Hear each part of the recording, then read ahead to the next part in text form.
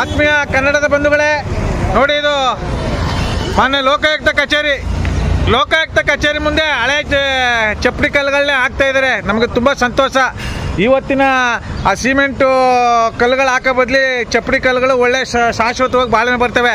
ಆದರೆ ಚಪ್ಪಡಿ ಕಲ್ಲುಗಳಿಗೆ ಡಸ್ಟ್ ಹಾಕಿ ನೀರು ಹಾಕಿ ಬಂದೋಬಸ್ತ್ ಮಾಡೋದು ಬಿಟ್ಬಿಟ್ಟು ಈ ಥರ ಮಣ್ಣು ಹಾಕೊಂಡು ಇವಕ್ಕೇನು ಸ್ವಲ್ಪನೂ ಬುದ್ಧಿ ಇಲ್ವಾ ಅಂತ ಇವ್ರಿಗೆ? ಕರೆಯಲ್ಲಿ ಯಾರು ಮೇಸ್ತ್ರಿ?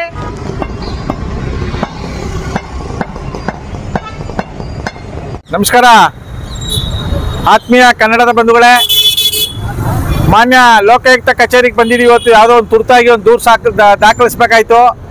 ಆ ಸಂದರ್ಭದಲ್ಲಿ ಏನೋ ಒಂದು ಪಾದಚಾರಿಗಳ ರಸ್ತೆಯನ್ನು ಅಭಿವೃದ್ಧಿ ಮಾಡ್ತಾ ಇದ್ದಾರೆ.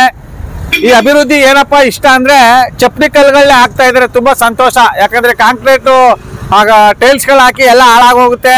ದುಡ್ಡನ್ನ 1 to 2 ಬಿಲ್ ಮಾಡಿಸ್ಕೊತಾರೆ. ಕಲ್ಲುಗಳು ಹಾಕ್ತಾರೆ, ತುಂಬ ಸಂತೋಷ. ಆದರೆ ಈ ಮಣ್ಣು ಹಾಕ್ತಾ ಇದ್ರಲ್ಲ, ಇದು ದೊಡ್ಡ ದುರಂತ. ಈ ಮಣ್ಣು ಹಾಕ್ಬಾರ್ದು. ಅವರು ಡಸ್ಟ್ ಹಾಕ್ಬೇಕು, ಡಸ್ಟ್ ಮೇಲೆ ನೀರು ಹಾಕಿ ತಾರಿಸ್ಬೇಕು, ಆಮೇಲೆ ಗಾರಿಯಲ್ಲಿ ಪ್ಯಾಚ್ ಮಾಡಬೇಕು.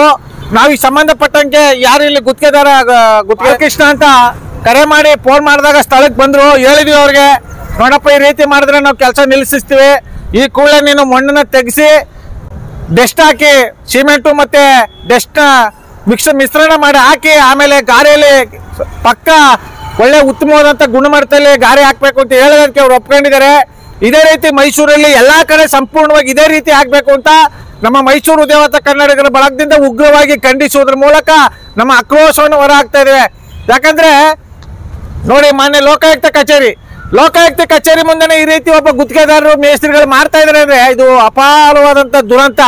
ದಯಮಾಡಿ ಮೈಸೂರಿನ ನಾಗರಿಕರು ಪ್ರಶ್ನೆ ಮಾಡಬೇಕು, ಉತ್ತಮವಾದಂಥ ಕೆಲಸ ಮಾಡಿಸ್ಕೋಬೇಕು ಅಂತ ನಮ್ಮ ಮೈಸೂರು ದೇವತ ಕನ್ನಡಿಗರ ಬಳಗದಿಂದ ನಾವು ಒಂದು ಆಗ್ರಹಿಸುವುದ್ರ ಮೂಲಕ ಒತ್ತಾಯಿಸ್ತೇವೆ. ಇವತ್ತು ಮೇಸ್ತ್ರಿ ಬಂದು ನಾವು ಬೆಸ್ಟೇ ಹಾಕ್ತೀವಿ ಅಂತ ಒಪ್ಕೊಂಡಿದ್ದಾರೆ. ಅದರಿಂದ ನಾವು ಈ ಒಂದು ಪ್ರಕರಣದಲ್ಲಿ ಅವರಿಗೆ ಸ್ವಾಗತ ಕೋರಿ ಬೆಂಬಲವನ್ನು ವ್ಯಕ್ತಪಡಿಸ್ತೀವಿ. ಉತ್ತಮವಾದಂಥ ಕೆಲಸ ಮಾಡಿ ಅಂತ ಹೇಳ್ತಾ ನಾನು ಮಾತನ್ನ ಸಮರ್ಪಿಸ್ತಾ ಇದ್ದೀನಿ.